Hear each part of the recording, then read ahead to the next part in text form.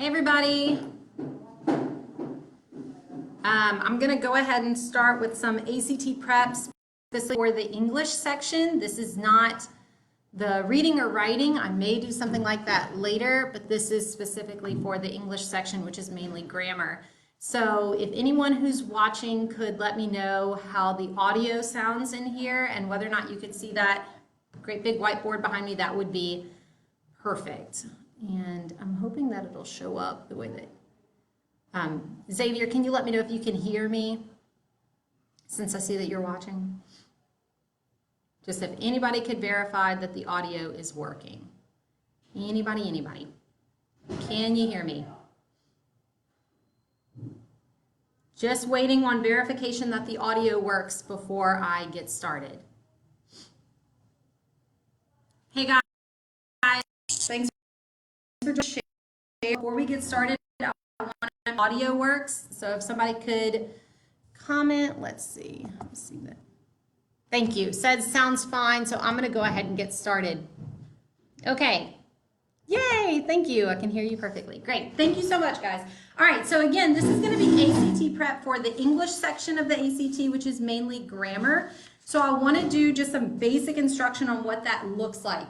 If you're unsure, the ACT has 4 sections: English, math, reading, and science. Again, I'm focusing only on English. This one is the one where you have 45 minutes and there are 75 questions. So the name of the game is efficiency. If you are unfamiliar with the layout of the ACT, that's okay. Some of the resources that I'm using can be found at actstudent.org, or you can Google it. So a lot of the stuff I'll be referencing is free and accessible to the public. I happen to have a release practice test. It's this nifty purple one.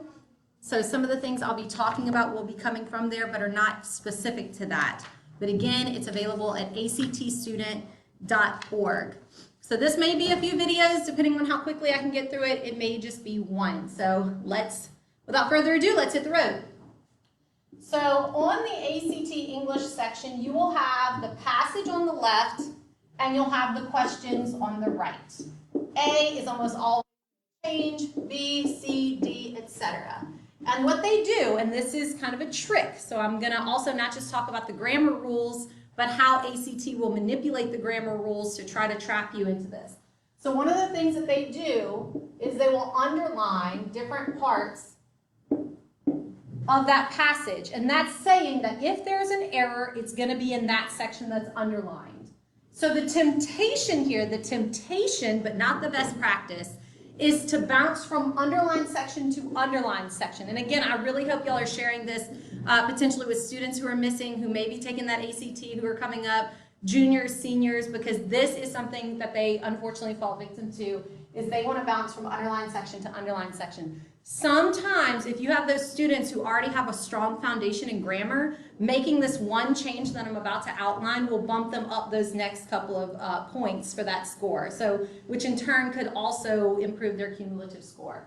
You do not want to go from underlined section to underlined section. In fact, the ACT is hoping that you do that, and if so, you're playing right into their hands, and we're not going to fall victim to that nonsense. So instead, what you want to do, and again, if you make no other change, if all you hear from today is what I'm about to say, you're still golden, pony boy. Instead, what you want to do is you want to read the passage top to bottom, left to right, and if at all possible, ignore this entire right section and make the changes as you go. So instead, they may have something like IT''S, and without reading the rest of the context, you may be thinking, yes, that's how you correctly punctuate that. I got my points, I'm moving on. Instead, read the entire passage, make the changes as you go. And you're probably thinking, well, that's going to take a lot longer. I don't know if I believe you, Miss Southall. I'm going to turn off this video right now.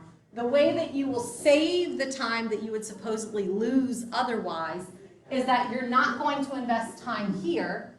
This is a time suck. This is what they want you to do. This is where they will trick you. Instead, you make the changes and you bounce over here long enough to find the one that matches. You come back, you move on. You continue to work the passage. You read the passage top to bottom, left to right. You work the passage, and you only bounce over to the right long enough to collect your correct answers. That's critical. That is how they are hoping you don't take the test. Otherwise, they're going to chew you up and spit you out. They're going to Eat you for lunch.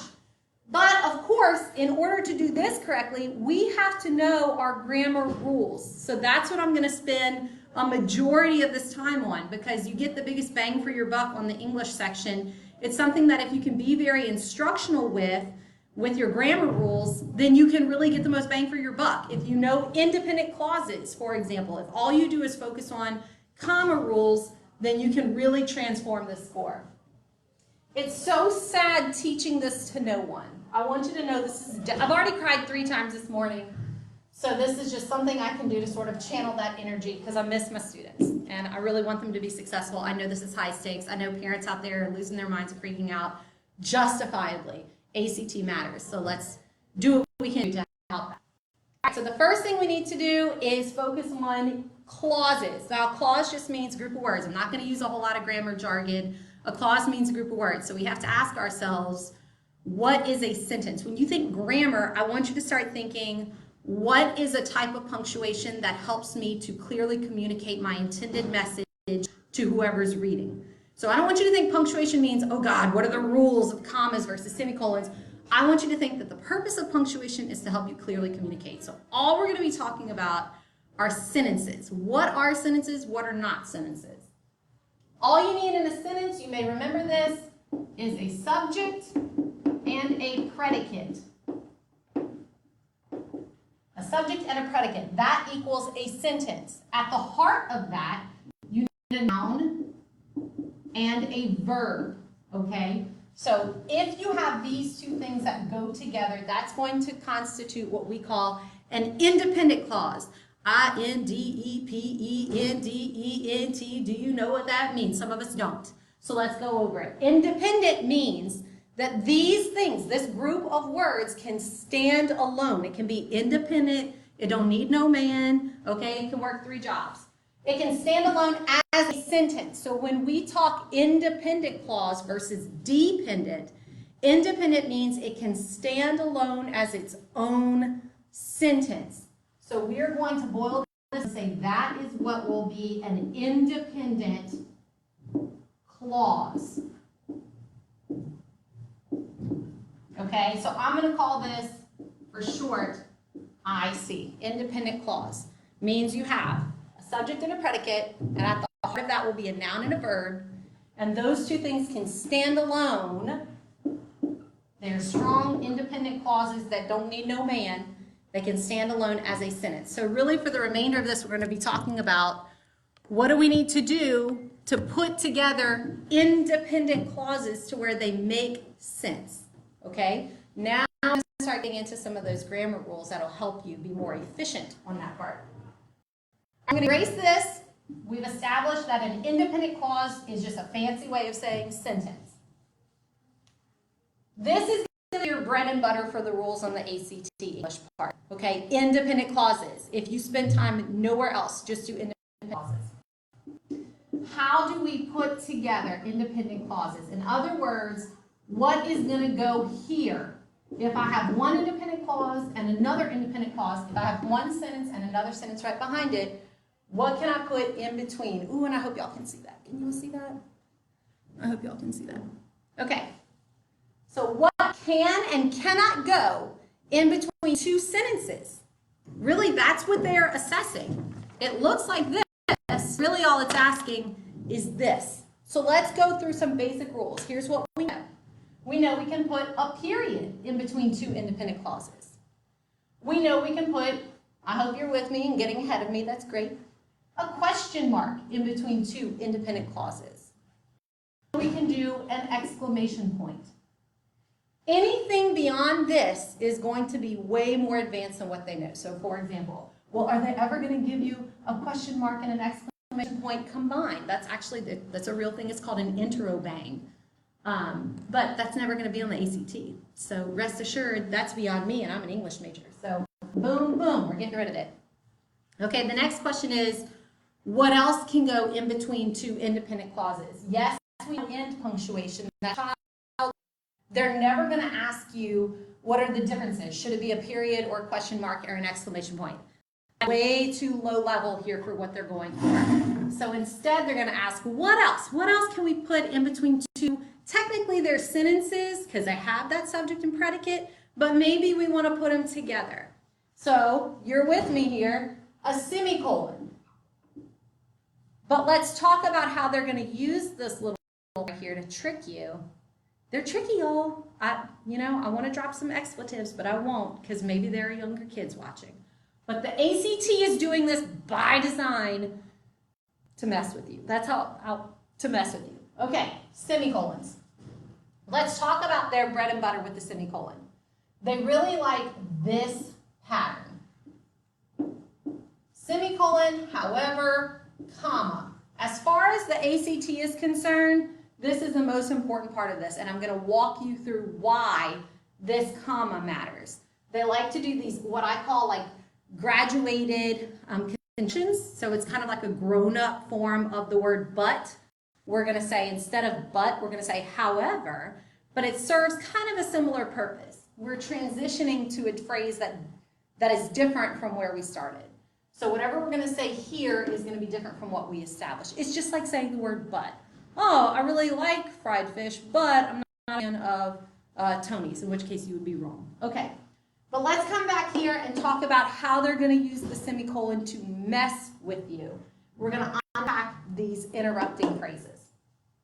Okay, let me think of a good example to do this. I got it.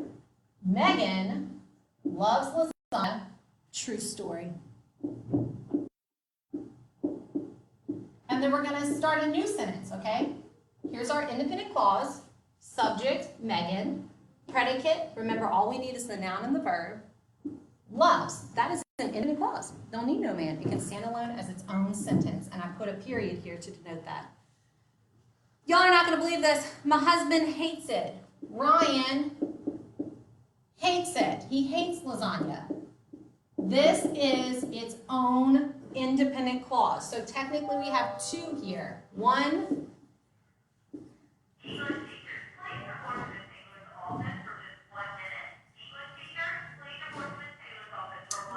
That's me. I'm going to ignore that for just a second if y'all heard that announcement. Sorry, don't rat me out. So technically we have two sentences. Sentence one, sentence two. Independent clause one, independent clause two. Let's bog down in the jargon. We are trying to say that this is different from what we said over here. We said that she loves this, but we said that he hates this. So we're just drawing a distinction. We're going to add the word however. We could add this any number of places, and this is something that my students really miss, so they don't understand why the word however works the way that it does. We could technically add it right in the middle of this independent clause. We could say, Ryan, however, hates it. In which case, we need to punctuate this correctly. It's going to become an interrupter. Okay, so we're going to do Ryan, comma, however, hates it. And I know you're thinking, well, wait a minute, I thought we were talking semicolons. We are. Hang on to that. We're going to snip that out and move it along earlier in the sentence. But I want you to understand why we have the rules that we have and how ACT is going to use that against you. So all we're doing is we are interrupting the independent clause we had. We're adding this phrase that helps us underscore the difference from what we said over here. So we're saying Ryan, however, hates it. Because it's not necessary to the grammatical function of the sentence, we added two commas. Okay, you may have seen this with an example like, my best friend, Virginia, has 3 sons. And we might say, my best friend, comma, Virginia, comma, has 3 sons. Because if we said best friend, there's only one, so her name is redundant. It's not necessary to the sentence. We could cut it out. So that's what those commas are going to serve as, those little scissors to cut that little phrase out of the sentence. So we're saying it's not absolutely necessary to the sentence. The sentence could operate without that. We added it, so we're going to add these commas to say we could snip that right on out of there. In fact, that's what we're going to do. We're going to snip this out and we're going to move it. We're going to move it to a place that helps us signal that the contrast is coming earlier in the sentence. So we're going to move it before Ryan. Now, if you're keeping up, we have Megan loves lasagna, period. We ended our independent clause. If we moved it as is, we would have comma, however, comma, I'm going to get this out of my way. Ryan hates it, da da da da da. Okay? Now this is ridiculous. We know that this is ridiculous. If you can see this, it's a period and a comma. Well, one of those is much bigger than the other, okay? So we know that the period is more important than a comma. A comma is sort of subordinate to that. Obviously, the period is necessary to end that sentence. We could keep this as is. We could say period. We're going to start a new sentence. We can absolutely do that. So let's review things that we could do. Could we do comma, however, comma? Yes, we absolutely could. We just saw that. We said Ryan, comma, however, comma, hates it. Could we do period, however, comma? Yes, we absolutely can. Somewhere, someone told students they couldn't do this, and that is a lie. We can absolutely do period, however, comma. If we did, we would just need to capitalize the H. Okay, now we're good. The reason that this is not common is because if you're doing a period and then the next word is however, then probably what you're about to say after however goes with what you said before, in which case maybe a period is not ideal because you're drawing a hard break between one sentence and the next. Maybe you don't need to do that hard break if you're implying with the word however that those two ideas go together. So instead of a period, what are we going to do? We're coming back to it now. We're going to do a semicolon. Semicolon, however, comma. So could you do that? Absolutely. This is kind of what we are used to seeing. So come back up here. Could we do comma, however, comma? Yes. Could we do period, however, comma? Yes. Could we do semicolon, however, comma? Yes. All three of those, can y'all see? I know there's kind of a glare. All three of those are acceptable. Comma, however, comma, period, however, comma, semicolon, however, comma.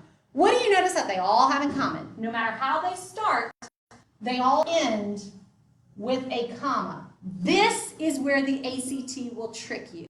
They will put something like B, period, however, comma. If I could spell, that would be helpful. C, semicolon, however. And initially you're looking at that and you're going, wait a minute, Miss Southall told me that there's really no difference between a period and a semicolon. They serve the same purpose. You're absolutely right. So if you're sizing this up, you're going, those both can't be correct. They do the same thing. Look at the end. What's different? If there's no comma here, it's automatically wrong. That's it. This is the trick with semicolons. Most of the semicolon questions in the ACT English part are actually about the comma that comes at the end of that phrase. You have to have a comma here. They're never going to do period, however, comma, versus semicolon, however, comma.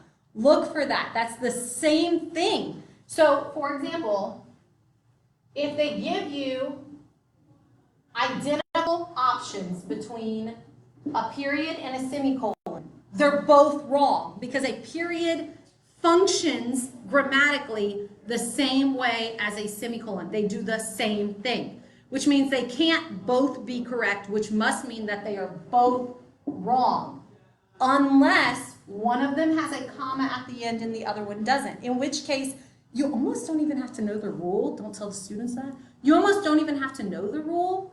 The reason that it has that comma is because it's an interrupter and it could be cut out of the sentence and the sentence would be just fine without it. All you have to know is that of the options that they give you, the one that has the comma after the word however is your answer, okay, with a semicolon. And that goes for transitional phrases like therefore, moreover, additionally, furthermore, okay. I think I've seen recently contrastingly, but any word that serves as sort of that optional transitional term, it works the same way. It has to have the comma after because technically those are interrupting the independent clause. And guys, that's all you need to know for the semicolon rules. That's it. So it's not even about the semicolon itself, it's about making sure you have that comma at the end. So again, when you're working the passage on the left to be able to bounce over to the right, that's one less thing you have to waste time going, wait a minute, what are the differences over here between A, B, C, among A, B, C, and D? You don't have to waste time plugging and chugging each one. You come over here, you go, I know what they're doing. There needs to be a comma right there, boom, boom. Now I got my answer. Let me come over here and bounce and see which answer has that comma and which ones don't, and that's all you need. We're going to move on to comma conjunctions because, oof, sneaky bastards, the ACT test makers. Let me see real quick if anybody has any questions so far. I know it's not necessarily intended to be interactive, but you know what? There's no harm in checking. Yeah, please tag. Share. I tried to share this with my high school where I work. If y'all at any point have any questions, but we will get to things like it's versus it's, who and whom. Oh, easiest thing in the world. You'll never get who and whom wrong again. If you ever were worried about it to begin with, which only English nerds like me usually are. But still, it's so easy, you'll be surprised that, like, how did I not know this? Okay. Let's go to comma conjunctions. All right, so we're talking about what can go in between two independent clauses, meaning what can go in between two sentences. Again, that's it. So remember, in order for these to work, both sides of that equation, I know you algebra people are like, woo! If you hated algebra, I'm sorry, there are going to be a lot of cross-curricular connections today. But it's like balancing an equation here. Both of them have to be equally its own sentences. Otherwise, the rules I'm about to go over will not work, and that's one of the tricks they'll use against you. Verify that both of the sides are independent, meaning their own sentences. All right, the other option is a comma with a conjunction in that order. So let's talk about what conjunctions are. You may remember fanboys as an acronym. And they're like, oh yeah, learn that.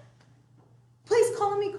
For, and, nor, but, or, yet, so. However, the ACT will not use all of these as conjunctions because some of them can be other parts of speech. I know that's really confusing to people who aren't English nerds like myself, and that's okay. Let me break it down. For, yes, is a conjunction. All of these are conjunctions, but for also be a preposition. So you could say, I reached for the water bottle. That is not a conjunction. When we say for as a conjunction, it's really kind of antiquated. People used to use that as like cause and effect, and we don't hear that as often anymore. So you might say something like, I failed the test for I neglected to study. We don't really use that term a lot that often. For that reason, it's not usually one that it will expose to you for comma conjunction, so you can write that one off for the most part, okay? Take that with a grain of salt. And is going to be on there as a conjunction. Nor we'll kind of talk about a little bit, the neither nor rule, but I'll be honest, I don't see that often on the ACT. But is one of their favorites. Or kind of meh, yet, not so much. Because again, it could be another part of speech. Maybe if I said something like, she passed the test, yet she didn't study. So it's kind of a contrast. Some people like to put another conjunction with the conjunction yet, like they say, but yet, or and yet.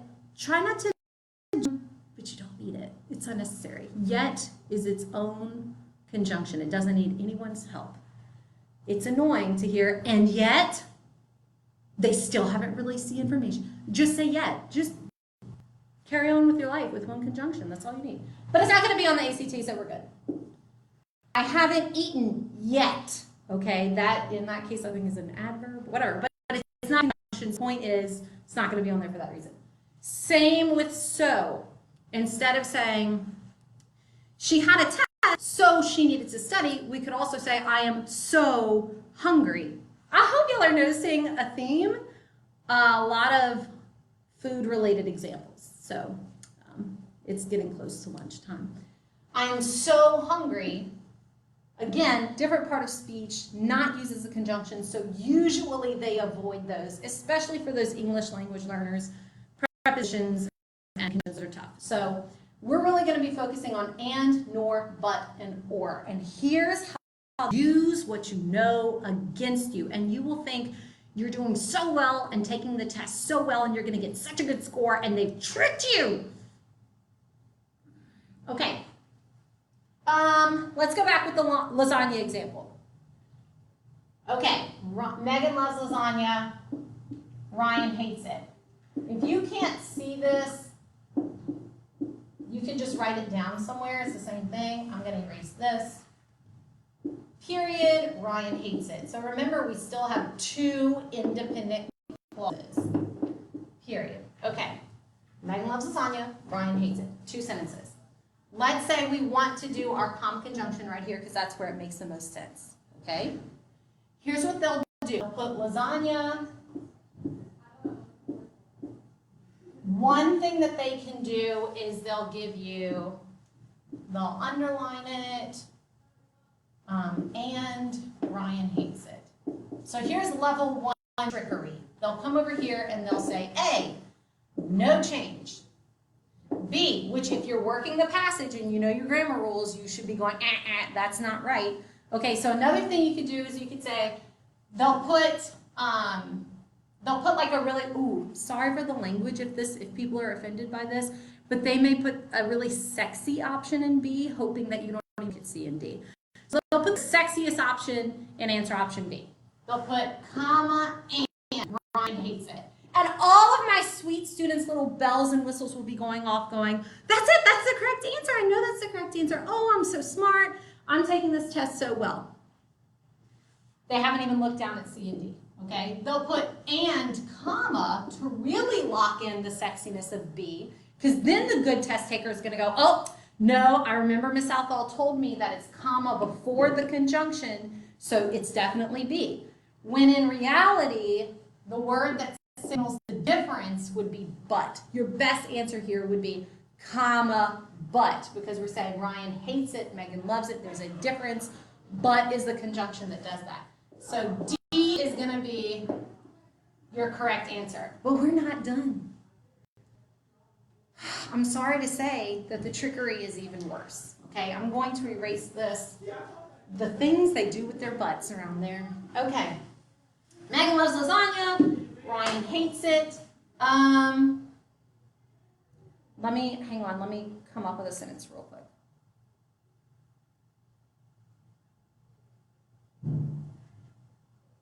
What's the sentence I'd always use? Holy cow.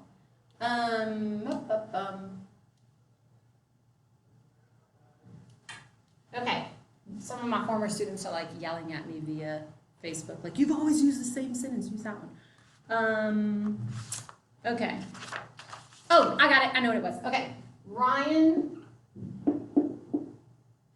loves pizza. This is a true statement too, and I don't understand how my husband operates this way. Ryan loves pizza, but not lasagna. Ryan loves pizza, but not lasagna. Period. Okay, and then they're going to underline right here. And this is another reason why you should not bounce from underline section to underline section. I know you think you're saving time. I know you're well-intended. You're also playing directly into their hand, hoping that you do that so that you'll be wrong. Okay, so they're going to underline this, and you're going to be like, oh, I remember these rules, and you think you're so smart, and you're just, they're with you. Okay, so they're going to underline that section, and they're going to give you A, no change. B, they're going to put sexy answer option in B, comma, conjunction. And you're going to go, oh, I remember that rule. Miss Southall taught me that it should be comma, conjunction in that order. Then they're going to give you another distractor, like but, comma. And you're going, ha ha. I know, because I'm so smart, I know that the comma goes in front of the conjunction. You can't fool me. And I'm like, ooh, sweetheart. D, comma, and, or even and, comma. They'll give you some other super wrong one. And you're going to look at this and go, I know, it's B. I hope somebody out there in cyberspace watching this is already ahead of me in identifying what's wrong about this seemingly correct answer. This super sexy answer. We have to remember that we're balancing equations. Both sides of this equation have to be independent clauses. So let's go back and cross-check and see if our equations are balanced. Ryan loves pizza. Is that a sentence? Is that an independent clause? Could someone go up to you on the street and go, Ryan loves pizza?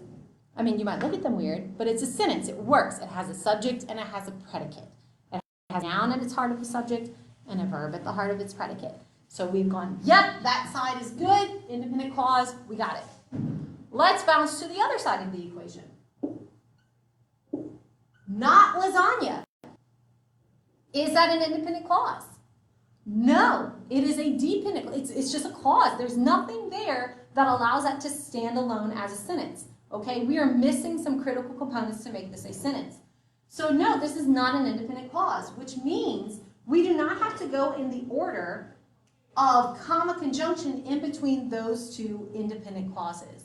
So in this case, we can keep this word but that signals a shift without needing the comma. The combination of comma conjunction, they work together when both sides are independent clauses. Otherwise, you can absolutely use conjunctions without the commas. The comma is what helps it whenever it's, again, independent clauses. So this is their favorite thing to do to really mess with you. In this case, the answer should be no change. And in case you're wondering, that is correct about 20% of the time, or about once per passage. So they'll give you like different passages in the English section of the ACT.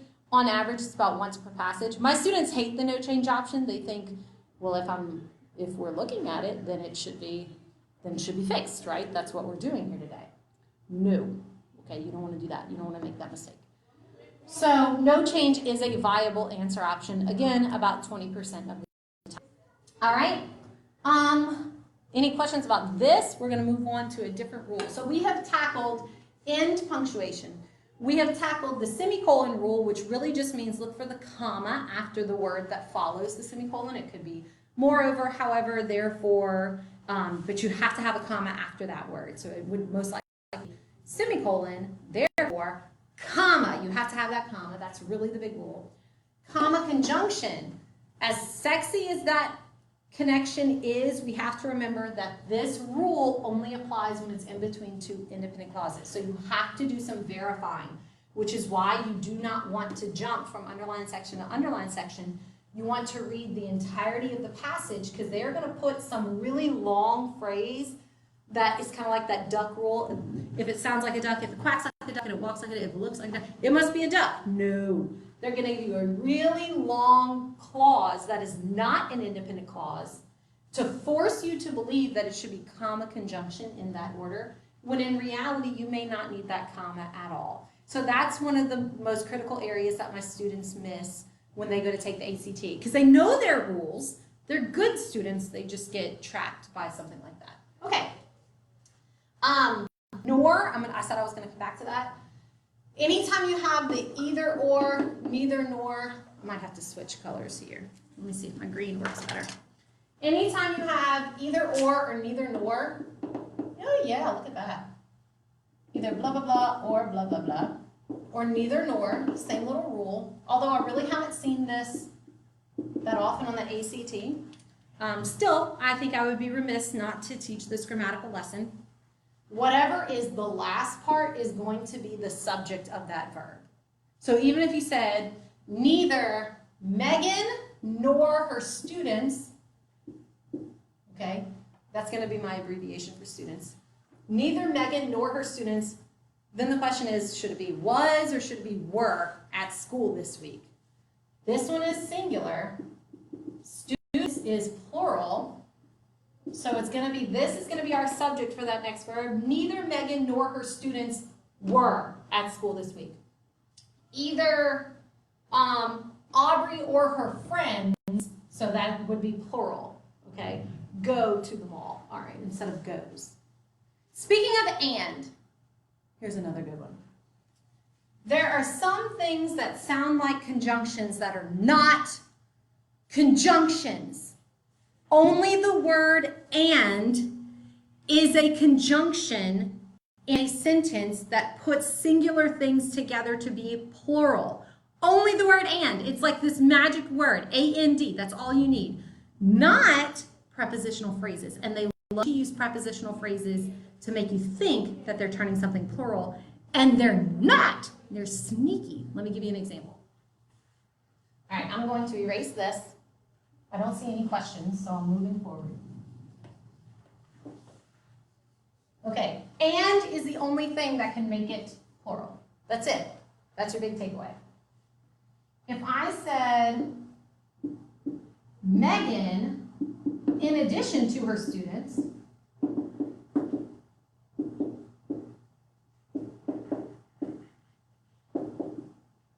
actually I'm going to move this. In addition to her students,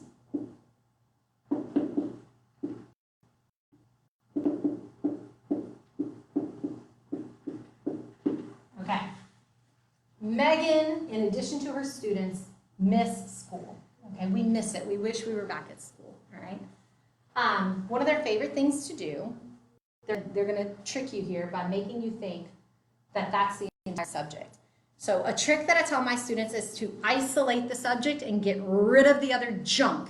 They love to use long prepositional phrases as interrupting junk. And one of their favorite things to do is to make that prepositional phrase, which by the way just means like superfluous detail. Is one of my favorite words. It means you don't need it. They love to make it stretch into another line. They want to get you as far away from the subject as they can, from the subject to the verb. Y'all, I see them do this multiple times on every English section of the ACT. So the goal is to separate the subject from the verb, to really throw you off. And again, if you're bouncing from underline section to underline section, you're like, oh, this one's easy. Students missed school. Done. It's plural. This is plural. It goes together. And you're good. Moving on. I'm such a good test taker. And you're wrong, okay? This is your subject. Megan. This is not a conjunction. It sounds like a conjunction. It sounds like you are putting together Megan and her students. That's what it sounds like. You are not. You are only isolated to Megan. In addition to her students is a prepositional phrase, which means you could go like this for the technical working of the sentence and you would still be good. So here it should be Megan misses school. Ooh, I know you hate that. I know you super hate that. I know it doesn't sit well in your soul. It'll keep you up at night if you're people like me. It should be Megan misses, okay? Sometimes I'll also do this. I'll show you another example. Instead of in addition to, let's say as well as. Sounds like it does the same thing. It does not. It is a prepositional phrase, not a conjunction. And I know we're not going to get caught up on the grammar jargon, but it's important to know. Okay, so we're going to say Megan as well as, and they're going to make it sound super plural. It's not, it's singular. Megan as well as all of her many, super plural, many students miss going to school. And they're going to give you, I'm going to move this just for the sake of what I want to show you.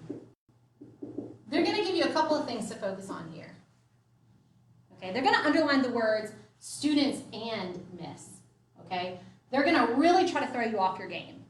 All right, they're going to keep a comma here. And this is another good reason to read every word of the passage and not just the underline section.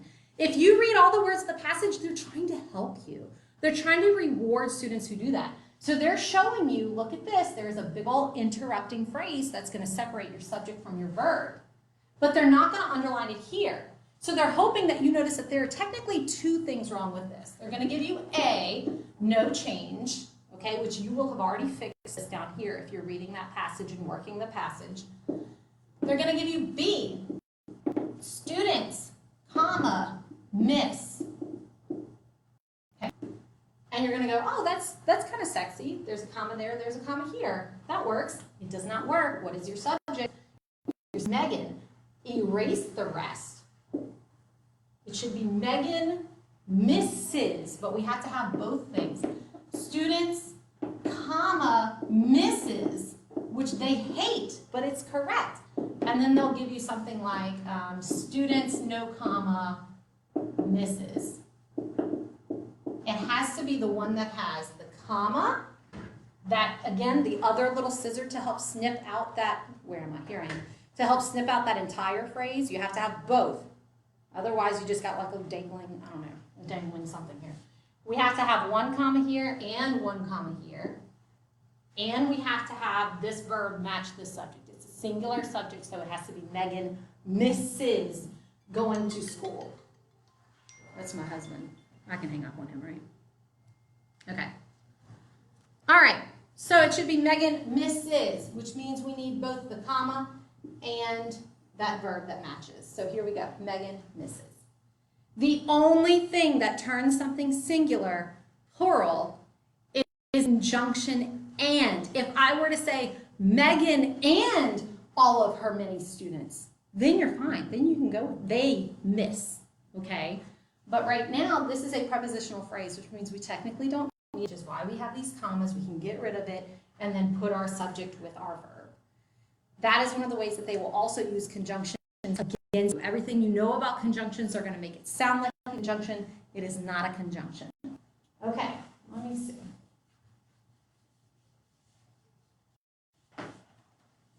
I have to shoot an email real quick. So I'll give you a second while I'm doing that with any questions that you might have, or to tag people if you think that they could benefit from this, which I think everyone could benefit from this, but I'm also a nerdy English teacher. Okay, so that's how they'll use your conjunctions against you. Next. Colons, big bad colons. I could spend like a whole day talking about colons. They're one of my favorite things to talk about because people don't understand what they do. If you ask students, what are colons for? They go, lists! And it's like literally that's it. That's all they know. So let's talk about what colons actually do. Okay. First, we're going to separate colons from the rest of everything we've been talking about because they kind of don't play by the rules. You have anything on either side of a colon, okay? So it doesn't have to be an independent clause on either side. And I don't even want you to stress. Colons are the most stress-free part of the ACT. Oh my God, they're so easy. Like, don't stress about your colons. Okay. The point of a colon is that you are saying whatever comes after a colon is going to further define or clarify what came before. That's the point. It's like saying, I don't know, I came up with this a long time ago, and I always think of Adam Drake because he made fun of me whenever I did this 100 years ago. But I said it's like a 1-2 punch of saying, get ready, here it comes. Look at that. See how I did look? It's a dot and a dot. Get it? See how? It's a mnemonic device. Get ready, here it comes. I'm about to further develop what's established. So, I'll give you an example, okay? Let's say it is 3 o'clock. How 3 o'clock is it? It's actually 3:12. More specific. You mean to tell me all this time the colon for the clock time was to further develop or explain how specific something was? Yes, it is in the 3 o'clock hour, more specifically 3:12. Look at that. If I were to say they forgot the one thing they needed to be successful today, pencils, that's where you would use a colon. Some people will say things like ... or colon. They think that the ... is like adding suspense. Ooh, what is she going to say? Instead, you'll say something like, they forgot the one thing they needed in class today to be successful, ... And I'm like, what did you omit? ... means I omitted something, and you're not going to see it on the ACT. So get it out of there. Instead, you would say, they forgot the one thing they needed to be successful in class today. Get ready, here it comes.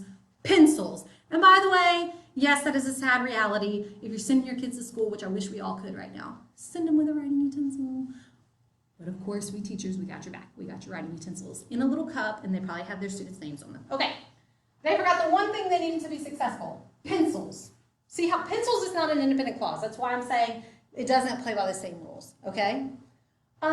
We are going to play a little bit more with this. If I were to say something like, man, that couple just does not go together. He likes to fish, she likes to swim. then technically I could say that couple just does not go together. Get ready, here comes. I'm about to elaborate. Okay, that was my thesis. I'm about to provide you a dissertation on why they don't go together. He likes to fish, she likes to swim, or she likes to dance, or something crazy. I don't know. I don't see why that wouldn't work, but I'm just trying to point out an example. That couple does not go together. Get ready, here it comes. He likes to fish. You could put semicolon, she likes to dance. Or he likes to fish, comma, but she likes to dance. So technically we have 3 independent clauses in one sentence with all of that complex punctuation.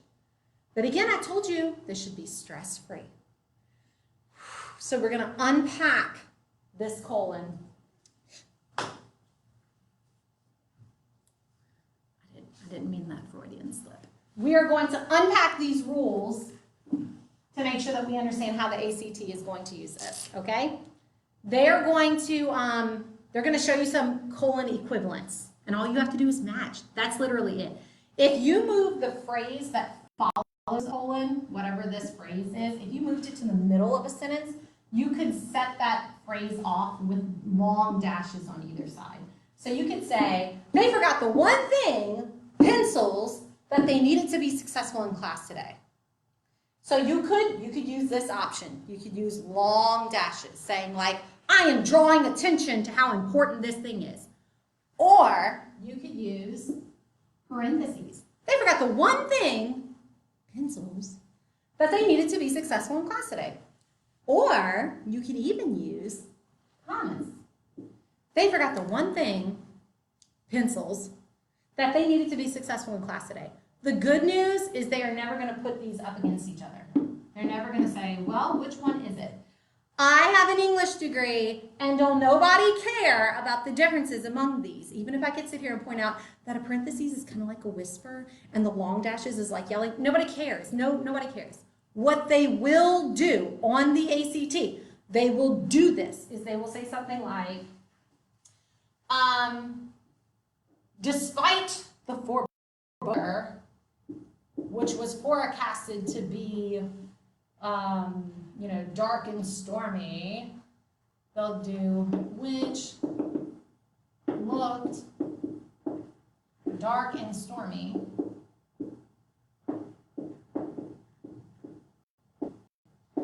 The scouts decided to camp out anyway. Okay, this is what they'll do. All right. Despite the foreboding weather, which looked dark and stormy, the scouts decided they're going to ask you what goes here. And then over here, they're going to put, should it be a comma? They're going to give you the words, stormy, comma, the, okay? Then they're going to say, should it be a long dash or should it be closed parentheses? Literally, this is like the easiest question on the ACT because it's now, we're playing the matching game. It's tougher if you're not reading the entire passage top to bottom, left to right, and making the corrections as you go. Because even though this is close to the comma over here, they're going to move it as far down away from it as they can to try to confuse you. And maybe they'll give you something here because this could be a long dash. They're trying to help you and point out that like, hey, a long dash could do the same thing. And you're going to come over here and choose a comma. When really all you have to do is play the matching game. That's it. So they could put colons versus long dashes versus parentheses versus commas, and it makes no difference. All you need to know for a colon rule is that anything that the colon could do, these like a long dash could also do, especially at the end of a sentence or in the middle of a sentence. But all you have to do is play the matching game. So that's that. Okay, now we're going to get into some of my favorite things to teach, which is like super common grammatical problems. All right. It's and who and whom and all that fun stuff. And if you want to put some like grammar questions that you might have, like, how come this is affect versus effect, which I'll show you real quick, but any of those fun things, I just take a lot of pleasure in teaching nerdy grammar problems. This helped. I saw this somewhere.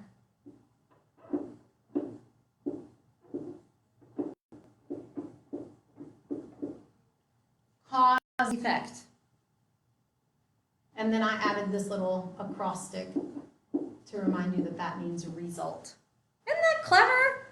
I I can't remember anything, so I don't trust my memory for rules. I have to come up with a stupid mnemonic device. Effect is really what you're looking for the word result. I could go into like how effect could also mean that. I'm not going to confuse anybody. Affect. I don't know why this works for me. Again, I need stupid mnemonic devices for rules, but A, if you turn an A upside down, it looks like the letter V for verb. I know it's kind of stupid, but whatever, it works for me. Verb meaning to influence. Okay. Affect, A, verb, to influence. Effect meaning result, or piggyback that off of the word cause, and you have the effect, cause and effect. Okay, so that, hopefully that's that. I not to brag, but I did very well on the ACT section, the English section of the ACT, and I swear to you, I think this is where I still struggled, was something stupid like cause and effect, because I can never remember it. Okay, let's talk about pronouns. And I would like to thank Miss LaVille from 3rd grade for teaching me the pronoun song, which has never left my psyche. If you put something in the form of a jingle, I'll never forget it. Okay. We are going to talk about subjective, objective, and possessive pronouns, which really just means the way that they operate in a sentence. Okay? Don't get bogged down. We'll talk about this. Super easy. I, me, you. If anybody else took Miss LaVille in 3rd grade, you remember that the song went, I, me, you, he, she, him, her, it, we, us, you, they, them, which only really obscure Holy Family 3rd graders in Port Allen, Louisiana will know. But that's okay, I remember it. I, me, you. We Southerners would want to add the word all. He, she, him, her, it, we, us, you, they, them. Okay. I'm going to add the word who. All right. So let's go through, just as a matter of matching, the possessive form of each pronoun. I have a dog. The dog belongs to me. The dog is mine or mine, okay? You have a dog. The dog belongs to you. The dog is yours. He has a dog. The dog belongs to him. The dog is his. She has a dog. The dog belongs to her. The dog is hers. It has a dog. The dog belongs to it. The dog is, hang on, let's just keep going. We have a dog. The dog belongs to us. The dog is ours. They have a dog. The dog belongs to them. The dog is theirs. What are you noticing about the possessive? They all have an S. But what do they not have? There's no apostrophe when you make pronouns possessive. None whatsoever. So why would we need to make it's the exception? If none of these others have apostrophes to make it possessive, and it is a pronoun just like these other ones, then that's the rule we have established. We do not need to add an apostrophe to pronouns to make them possessive. For the most part, we need only add an S. So, IT apostrophe S is the conjunction of it is, which means it probably is not correct on the ACT because they want you to write formally, which means avoid contractions. I have 4 kids. I have been in labor 4 times. Avoid contractions. They're no good. It's, ITS, is the more possessive, is the possessive of the pronoun. So that means it belongs to it. We're talking about possession. Okay, and there's just no such thing as it's, ITS apostrophe. That's not a real thing. So all you're worried about here is ITS. Again, do not use contractions. We don't like contractions. Okay, let's keep going. They, them, theirs, who. Okay, what do we do with this? The same thing that we were talking about earlier. The objective pronoun, and I'm going to explain what that means. Hold your horses. Would be whom, and the possessive would be Whose, W-H-O-S-E, which looks foreign. That looks like it's not a word in English. It is.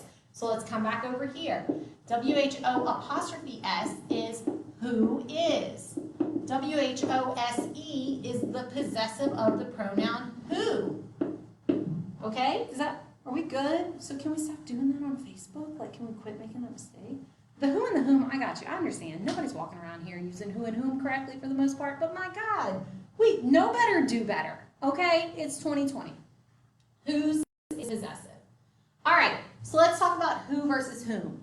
There is a really nifty, helpful tip embedded in this chart to help us know when to use who and when to use whom. Look at the pronoun he, okay? We're not worried about gender specific. I'm not talking about like PC language. I'm just trying to give you a helpful tip to remember when to use who and when to use whom, okay? If you would use the word he, you use the word who. They're both subjective pronouns, meaning that they function the same way in the sentence. If you would use him, you use the word whom. And the reason I'm going with the masculine instead of the feminine, for example, is because this one has this nifty M to help us remember it. Okay, so it's the same thing. Let me give you an example of how the ACT will do this to you. Y'all, you'll never get it wrong again. That's like the evil ever. Sometimes you might have to finagle the sentence a little bit to try to fill in the blank, but once you know that rule, you're good. If you would use he, you use who. If you would use him, you use whom. That's it. It might take you a little bit of like brain power and pause a little bit, but the ACT is hoping that you don't know that. But you do know that because I just taught it to you. Okay. Blank are you taking to prom? Questions are tricky because we have to rearrange them a little bit. Blank are you going with to prom? And this is in no way a statement about like expectations for behavior in 2020. This is literally just trying to rearrange the sentence to help us understand the rule. Blank are you taking to prom? Let's rearrange this to make it, instead of a question, let's make it a sentence. And I'll show you why in just a second. You are taking blank to prom. Would you say you are taking he to prom, or would you say you are taking him to prom? In which case, him is hopefully the answer. We're going to say whom. Remember how we did that? Blank are you going with to prom? Let's rearrange it. Make it a sentence. You are going with blank to prom. You are going with whom? Let's say blank is taking you to prom. Blank is taking you to prom. Let's make it a sentence. That's easy. We can just keep it as is and say blank is taking you to prom. Oh, he is taking me to prom. So we're going to say who. The reason I point this out is because sometimes students get very overly simplistic and literal, and they go, oh, I get it. If it comes at the beginning of the sentence, no.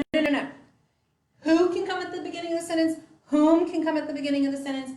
Either one can go smack dab in the middle of the sentence. Here's why this matters. They are going to use this against you to trick you. In fact, literally, it's number 28 in this purple one that I referenced earlier. Okay, so if you want to turn there, it doesn't look like a who-whom question, but this is how they're going to use who-whom against you. They're going to put who and whom against that and which. So almost always it'll be that, which, who, or whom. And this is the mistake that my students run into. They think whom sounds most formal, and they think that like, oh, that's super fancy and I would never say it, so it must be correct because it's on the ACT.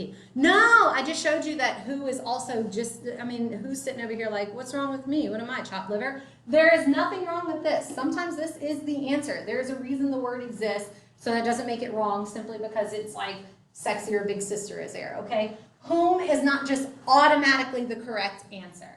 That and which are referring to non-human things. These are things These are people. By the way, as far as we're concerned with function, there is no difference between that and which. None. So if there's no difference with how they function, they cannot both be correct. They can't be. So if they're both given to you as options, look for some secondary problem. Maybe this one has a comma and the other one doesn't, in which case they're not identical, so be very careful, okay? But if they are identical, if there's no other distinction, that and which are both wrong because they serve the same purpose. They function identically in a sentence, just like a semicolon. So they cannot both be accurate, so they're both wrong. Who and whom are talking about people, okay? So this is something that they will put in there. This is a sentence that they'll use similarly, okay? She is the girl that moved here from Chicago. All right. Period. They'll underline that. And you're looking at that going, well, what's wrong with that? She's the girl that moved here from Chicago. I say that all the time. What's wrong with it? That and which are talking about things, who and whom are talking about people. So let's kind of unpack and slow down. Already we know that that is going to be wrong. As soon as we see these options, we should go, nope, nope. Those are the same thing. But then the question is, well, is it who or is it whom? So we have to look at this and treat this almost like its own sentence, okay? Blank moved here from Chicago. Would you say he moved here from Chicago or him moved here from Chicago? You would say he moved here from Chicago, so the correct answer should be who? C. Okay, they love this rule. If you have this purple book, I'm looking at number 28. It says, I'll write the exact sentence on the board. This is not me, this is ACT, so I want you to trust the material I'm giving you. Okay, it says, all right, in 2002, the company that had donated thousands of corks, they picked the most compelling material, don't they? In 2002, comma, the company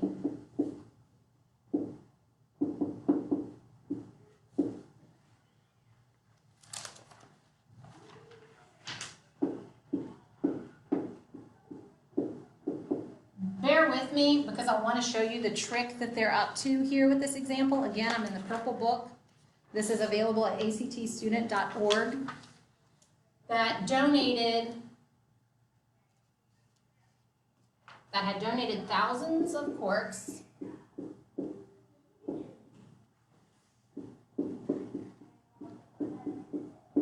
to Pollock's project, sponsored the vessels. See how they're making really long sentences? Launch in Portugal.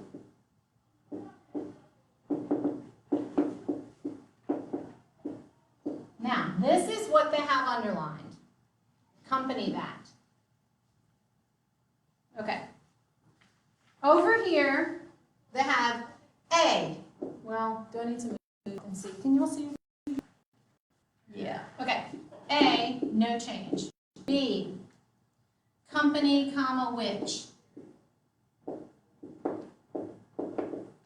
C, company, whom. D, company, comma, who. Now, initially it looks like that versus which versus whom versus who. And in a way it is, but they're also doing this tricky thing where they're asking you, should there be a comma or not? So we have to come over here. In 2002, the company that had donated thousands of corks to Pollock's project sponsored the vessel's launch in Portugal. We have to ask ourselves, is there a verb later in the sentence that makes this initial thing a subject to make this a complete sentence? And if so, do we have to separate any phrase? In other words, I don't see another comma anywhere else in this sentence. So we have to say, is this truly a complete sentence? See how it's like multiple levels of trickery? In 2002, the company that had donated thousands of corks to Pollock's project sponsored, there's our verb, so there's our predicate, the vessel's launch. So the company that who cares, this is our long subject. In 2002, it sponsored. We could rewrite that. That would be a complete sentence, okay? So then do we need a comma? No. Here are the other options. We don't need a who versus whom. We don't need a comma, so those are automatically out. Are we saying it should be whom? Are we saying that it's people? No. We don't. This is not people. We could have that argument, but then that would still be wrong because it would be him sponsored. And if anything, we would say who. But you see that how they kind of helped us out. They gave us something to make it wrong, which is that comma. Instead, our answer is going to be no change. So that's how they'll use the that versus which versus who versus whom. I know this is like so compelling. Y'all are so interested. Let me give you another thing that they'll do using this chart. This is one of my favorite examples. Ooh, okay. Anything that has one or body. So we're going to talk about one and body.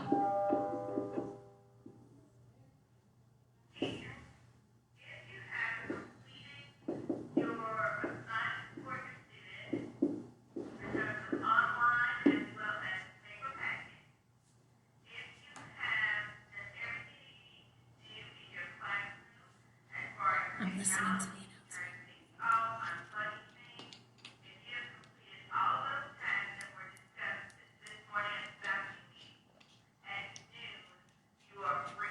I'm free to go in 15 minutes. I won't. Let's do this. Okay. Anything that has one or body as that suffix with every or some, this is going to hurt your soul. Sorry. I'm trying to listen and teach at the same time. This is going to hurt your soul. It's all singular. I'm sorry. I know. I hate it. So let me give you an example. Everyone. Doesn't that sound plural? It functions as singular in the sentence. And I know, and I'm sorry. Like on behalf of English teachers everywhere and people who make up the rules of grammar, which I don't, I'm not that powerful, it is singular in the sentence. Anyone, anybody, everyone, everybody, someone, somebody, all of it is singular. So technically we should be saying, did everyone bring his cell phone? And you're probably going, well, shouldn't it be his or her? Yes, it should be, except your brain does very quick math.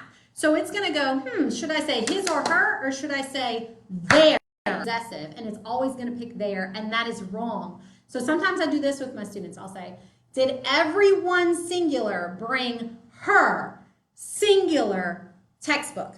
Okay, so we need them to match. I don't care picking his or her or saying his or her. It should be matching. Did everyone bring his cell phone? Did everyone singular bring her? I know you don't like it. I'm sorry you don't like it. There's nothing I can do about it. So all of these are going to be singular. Something that they'll do in the ACT is they'll give you a sentence that says something like, the Girl Scouts went on, and they'll probably get away from this. I can just see them kind of getting away from this rule because of the commentary about gender-oriented pronouns, which whatever. But in the meantime, we still need to learn this. The Girl Scouts went on a camping trip, okay? And the scout leader asked,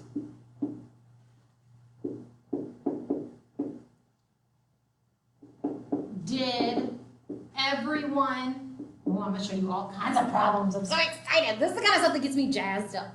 Did everyone bring their, T-H-E-R-E, if you can't see that, that's going to be important, guidebook, okay? All right, they're going to underline this, they're going to underline this, okay? They want you to know that anytime you introduce a quote, you have to put a comma here and capitalize this letter. Okay, there's that. But then they're going to do something really, really tricky and just mean and nasty, and we're all going to hate them for it, and that's okay. They're going to underline this part right here, and they're going to put A, no change. And come on, talk to me. What do you know they're going to put in that B option to make it super sexy? they're going to put the alternate spelling of there to make it possessive. So they're going to want you to think that, yes, you're on the right track. Yeah. And to select the answer option, they're going to give you T-H-E-Y apostrophe R-E. I know, I'm sorry. When really, you're going to be taking this and you're going to go, oh my God, they gave me an easy one. I know the differences among there, and there. It should be the possessive one. And no, I'm sorry to tell you that that's plural possessive. And we said that the word everyone is singular possessive. And then you're going to ask yourself, but how do you make that singular possessive? They're not going to put his or her on there.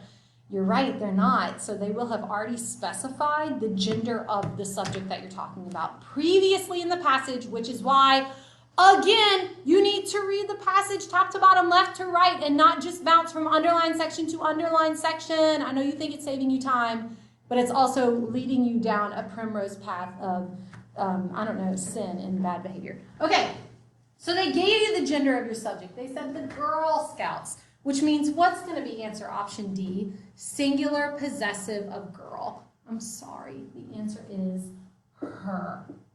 This is one of the trickiest questions on all of the ACT because you were convinced it was wrong. And this is not even like a spelling question, which is what you thought it was.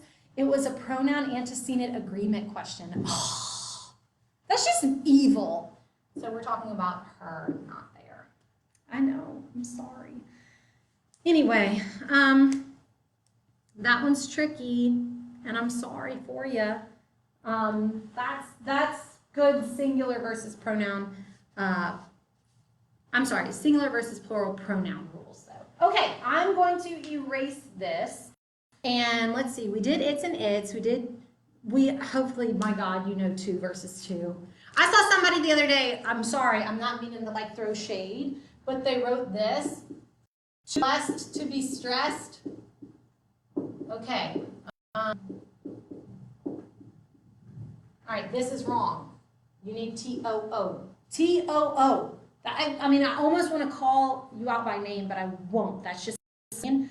But T-O-O means like as well as. It also means in excess. And the way that you can remember this, again, I need mnemonic devices, is that it has an excessive O. It has an extra O. So I am entirely too blessed. I have an excessive amount of blessings. Then it should be T-O-O. This, the T-O, to be stressed, that is the, the infinitive form of the verb. Okay. That, and then this is the number 2. T-W. W, double, means like the number. So T-W-O is the number 2. T-O-O means as well as, see how this little O is coming along as well as that one? And it also means excessive amount. So you have an excessive number. Ooh, let's do amount versus number. Favorite! Walmart, you're wrong, and you've been misleading people for years. I'm going to erase all of this, and we'll talk about amount versus number, and I'm really kind of bringing it all to a close now. So if you have anything that you think I need to cover in addition to this, I will, but be sure to put it in a comment, or even like stuff that you're confused about, things that you know that students would be confused about, general ACT questions, hopefully I can answer. All right, amount versus number. Okay. Yes. All right. You use the word number when something is countable. You use the word amount if something is not countable, okay? So think, usually if this has a plural S, this one does not.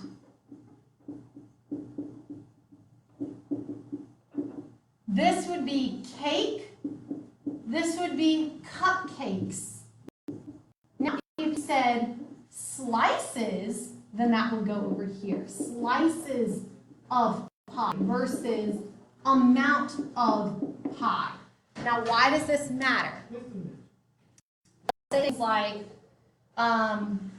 the amount of students we took on the trip last year was greater than the amount we took this year. That's wrong. It should be the number of students. How do you know? Because you're counting them. How do I know you're counting them? You put a plural S at the end of the word student to make it plural, and you're saying that it's greater than. So the implication is that you counted. Okay, so these things matter for ACT. They're going to put the word amount, and you need to know that it should be number. Here's where things get even hairier, okay? Both of these words are technically singular. So you should be saying the amount is greater. The number is greater. So here's how they'll do that. They'll put the number of senior students are. And why did they do that? Because look how sexy this is. Students are.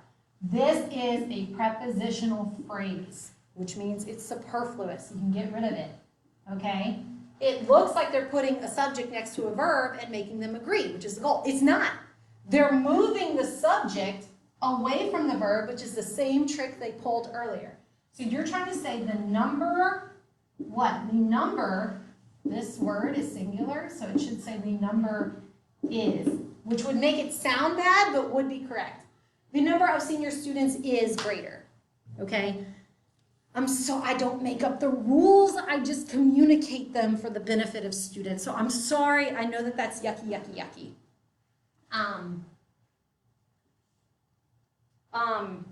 Another thing is that the word there can't be the subject of a sentence. I see this a lot. I'm just gonna make this sound really, like, yeet is the way that my students would describe it. I'm gonna make it sound real country. There's some tractors. Okay, you almost have to know how your sentence is gonna end to know how you should start it. So instead of saying there is some tractors, you can't, invert the sentence. You would be saying the tractors is there, okay? If you're going to end with something plural, then there is not the subject. The subject is this noun. The tractors are over there. So you have to say there are some tractors. I know. There are some tractors over there. Can't do that. Okay. I think that that's pretty much what I had. Let me see if there's anything I'm missing. This usually takes a good long while because we practice some sentences. But if you go through one of these, which is available at actstudent.org, or any of the online resources and practice, let me know. Let me know what problems you're having. However, most of it is going to be independent clause combination. That's really it. So let me just scroll through real quick and see if there are any comments that I may have missed that have questions about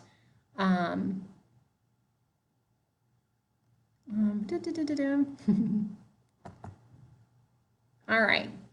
Aw, I have some sweet former students. Let me know if at any point you have any grammatical questions. This is one of the easiest sections to work with the time that you're allotted. I know that, again, it's tempting to bounce from the underlined section to underlined section, but they give you so much to help you in the parts that are not underlined. So I literally have my students, I don't know if you can see this, I have my students, when they are taking this, entirely cover up this page. Or I'll go so far as to have them fold it over, and while they're practicing, I have them make the corrections in the passage itself. So if you can see that.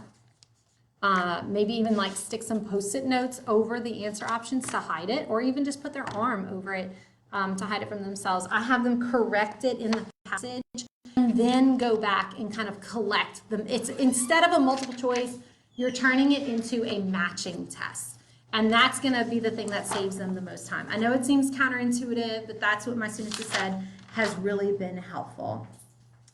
So just kind of glancing at this practice test, I'm noticing a lot of the rules that we covered. Again, no change is correct 20% of the time. If you can omit a section, usually you have to verify that it was actually redundant, but that is a good option. So the trick for that is to read the sentence without the underlined section and see if there was any critical information in the underlined section that's not represented elsewhere. So if you said something like, the reason that we didn't go on the field trip was because of the fact that so many people didn't turn in their permission slips, and you have due to the fact that underline, you really don't need that there. You already said the reason. So you could say the reason that we're not going on a field trip is because so many people didn't do it, or is that so many people didn't turn in their permission slips. So as long as you have some critical element represented elsewhere in that same sentence, you can omit it. I hope this was helpful. I'm also going to do one on paragraph structure, just general. That could be from elementary all the way through college, really. And then I'll do one that more specifically details not just paragraph structuring, but like once you have a paragraph and you know how to write that, how to put that into a larger essay. So I'm hoping that this was helpful. If y'all have anything else that you'd like me to cover, let me know. In the meantime, please, please, please share this and get some good practice on this critical test. Good luck, everybody. Stay healthy.